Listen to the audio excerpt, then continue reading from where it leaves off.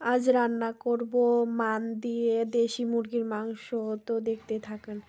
আসসালামু আলাইকুম, সবাই কেমন আছেন? আশা করি সবাই ভালো আছেন। আজকে যে দেখতে পাচ্ছেন একটি দেশি মুরগির বাচ্চা ছিল। তো এই বাচ্চাটা আজকে জবাই দিয়েছি, দিয়ে মাংসটা আমি কেটে নিয়েছি। এই মাংস দিয়ে আজকে মান রান্না করব। তো এইভাবে মান রান্না করলে অনেক ভালো লাগে। তো আমি আগে মানটা তেল দিয়ে ভেজে নিচ্ছি। ভেজে নেওয়ার পর এটা রেখে দিব, তাহলে ভালো হবে। এই যে আমার প্রায় ভাজা হয়ে গেছে। এবার আমি একটা বাটিতে তুলে রাখবো।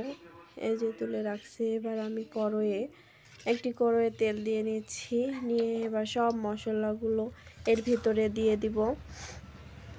এখানে সব ধরনের বাটা মশলা আছে, সব মশলাগুলো এর ভিতরে দিয়ে দিচ্ছি।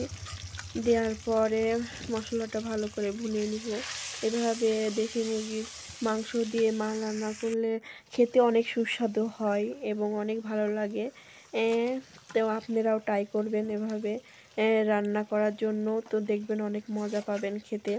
তো আমি মাংসটা মশলার ভিতরে দিয়ে দিলাম। দিয়ে ভালো করে একটু কষিয়ে এর ভিতরে একটু লেবু চিপে দিলাম।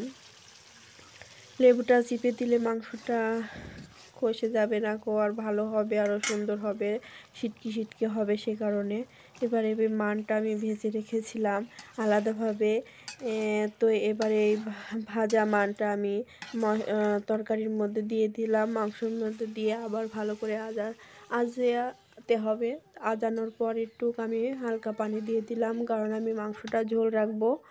সে কারণে আমি হলো যে একটু ঝোল দিয়ে দিয়েছি। দিয়ে এরপরে যে বলক উঠে গেছে, আমার তরকারি প্রায় হয়ে গেছে। এবার আমি মশলার গুঁড়ো দিয়ে দিয়েছি। মশলার গুঁড়ো দেওয়ার পরে যে আমার তরকারি প্রায় হয়ে গেছে। কি সুন্দর দেখেন, দেখতে অনেক ভালো লাগছে।